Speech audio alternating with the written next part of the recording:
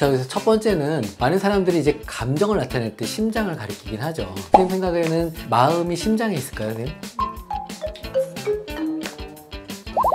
결혼 선생님 몇 년 되셨죠? 8년 차. 어떠세요? 연애랑 비슷하세요?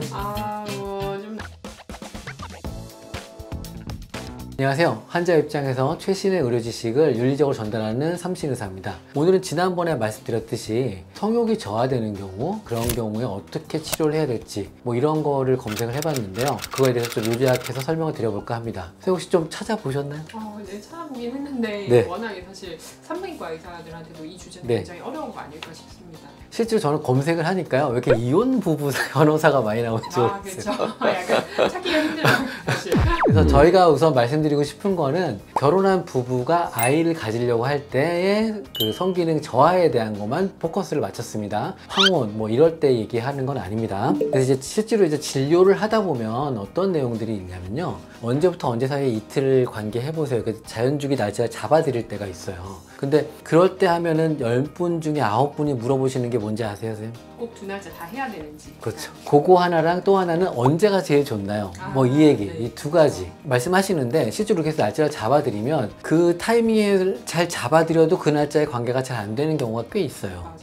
그래서 그런 경우에는 요즘에는 이제 며칠 사이에 뭐 한두 번 관계하세요 이렇게 잡아드리긴 합니다. 그러면 우리는 부부고 생물학적으로 남성과 여성인데 왜 관계가 잘 안 될까 이런 내용들이 있는데요. 성의학에 관계된 책도 있고요. 성의학에 관계된 내용들도 있어요. 그래서 이제 엄격하게 나누면 생물학적으로 내 몸에 이상이 있는지 보는 게 있고 또 정신적인 문제가 있는지 보고 사회적으로 통념 어렸을 때부터 이제 강하게 주입받거나 아니면 종교적인 문제 이런 내용들이 있고요. 그 다음에 이제 개인 간, 남편과의 사이 이런 상황에 따라서 성기능 저하가 온다 이런 내용들이 있죠. 네. 이런 내용들 중에 오늘 저희가 포커스를 맞출 거는 생물학적인 내가 하고 싶어도 잘 안 되는 경우가 정말 어떤 경우가 있는가 그 다음에 두 번째로는 우울증 같은 정신적인 거 그렇게 말씀드리고요. 이렇게 과학적으로 너무 가다 보면 실제로 이제 관계할 때 어떻게 해야 될지 모르는 경우가 있어요. 과학적으로 증명된 이렇게 시도해 보시는 게 어떨까요? 이렇게 설명을 드려보려고 해요.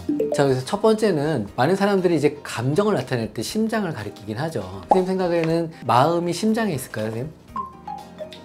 저는 약간 왼쪽에 라고 생각하긴 하는데 너무 티스럽나요? 맞습니다. 그 뇌 쪽에 있는 게 맞고요. 실제로 뇌에서 모든 걸 다스려요. 그래서 뇌가 생각하고 뇌가 흥분하면 심장도 빨리 뛰게 되는 거죠. 그래서 성경험 자체가 그런 뇌의 쾌락적인 느낌, 좋은 느낌이 있기 때문에 다시 그런 분위기가 됐을 때 성적 본능이 살아난다고 보시면 되겠어요. 그거에 대한 감정적인 말씀 먼저 드리면 아까 말씀드렸듯이 어떤 변화가 생기는 건 이게 사실은 내 머릿속에 있는 변화거든요. 근데 사람들은 바깥쪽의 문제라고 생각하는 경우가 많아요. 그래서 파트너의 문제다 이렇게 생각하시긴 하는데 실제로는 본인의 문제인 경우도 생각보다 많습니다. 그래서 그걸 한번 뒤돌아볼 필요가 있고요. 실제로 이제 연애를 할 때는 뭘 해도 즐겁잖아요. 서로 좋게 보이기도 하고 만나면 즐겁고 항상 좋은 경험만 있는데 결혼 선생님 몇 년 되셨죠?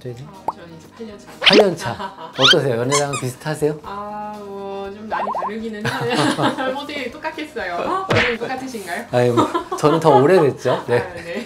그러니까 시간이 지나면서 그 강도가 바뀌고 실제로 이제 그런 많은 의학자들이 얘기하는 건 3년 정도가 유효기간이다. 열정적인 연애는 그런 얘기를 하죠. 그래서 이제 산부인과다 보니까 이제 남성과 여성에 대해서 이제 감정적인 면을 좀 얘기를 하면 결혼을 하고 보통 피임을 오래 하시는 경우들이 좀 있어요. 일찍 결혼하시는 분도 계시고 또 사회생활 하시는 분도 계시니까 네. 그런 경우 어떤 분들이 보통은 고위험군, 난임 이게 성기능 저하가 될 가능성이 높을까요, 선생님? 보통 결혼하고 나서 아기를 처음부터 원하는 경우도 있지만 그렇지 않은 경우들도 있으니까 뭐 직장이나 이런 부분들 문제 아니면 뭐 아기 계획이 좀 나중에 있다 이런 부분들 때문에 뭐 피임을 조금 오래 하시는 경우가 있죠. 그러면은 약을 드신다던가 이런 피임 기간이 길어지면서 서로에 대한 열정이 좀 식거나 이렇게 해서 리스 부부가 되는 경우도 있고 아니면 첫째를 낳고 난 다음에 뭐 육아나 이런 부분들이 좀 바빠지면서 이제 리스 부부가 되거나 관계나 이런 부분들이 좀 적어지는 경우가 있는 거예요. 그런 내용들 대부분은 그 이혼 전문 변호사분들이 잘 써놓긴 했더라고요. 거기 내용에 이런 상황 때문에 그렇다 그런 내용들이 있는데 이제 설명드릴 게 뭐냐면 어제까지 피임했으니까 오늘부터 피임 안 하니까 약이 바로 생길 거예요 이렇게 생각하시는 경우들이 있는데 생각보다 관성이 있어서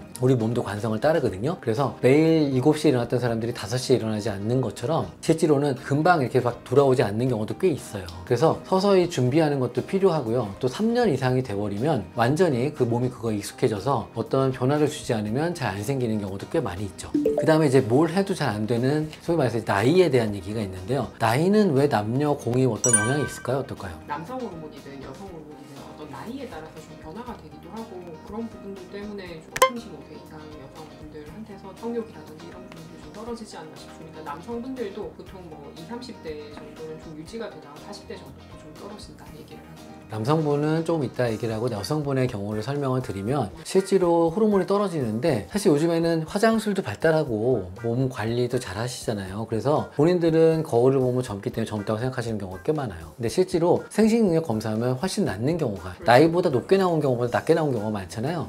그래서 그거를 좀 인지를 하셔야 된다는 거죠. 그래서 나이가 따라가기 때문에 그전에는 생식능력 관리가 필요하다. 임신을 위한 준비를 위한 카페를 보면 여러 가지 비법들이 많이 나와요. 선생님 혹시 알고 계신 거 있으실까요? 러브젤이나 이런 뭐 특정한 네. 걸 써야 된다 뭐 이런 얘기를 하기도 하고 어떤 영양제를 먹으라고 하기도 하고 사실 뭐 카더라 뭐 이런 아니면 홍보 목적으로 뭐 많이 나오는 거는 많죠. 소위 말해서 유행이 있어요. 그래서 네. 어떤 담임 선생님은 그거 먹으면 안 된다 이렇게 얘기하는 경우까지 있었는데 특정 건강기능식품을 먹거나 아니면 뭘 음식을 먹거나 이런 내용들이 많은데 실제로 그 정보를 따라가다 마지막에 결제를 해야 되는 거예요. 아, 그렇죠. 사실 그러니까 제가 설명드리는 건 어느 정도 증명된 거에 대한 결제는 특별히 문제가 안 되지만 유행을 따르는 건 임신은 유행은 아니기 때문에 그거는 조금 신경을 써야 된다. 좀 더 과학적인 접근이 필요하다. 설명을 한번 드리는 겁니다. 특정 쾌락을 주는 OTT나 도파민에 대한 자극을 주는 거, 그다음 스마트폰, 성적 쾌락 말고 다른 쾌락을 주는 게 인위적인 게 너무 셀 경우에 이런 성적 기능 저하가 온다고 되어 있어요. 남편분들의 경우에는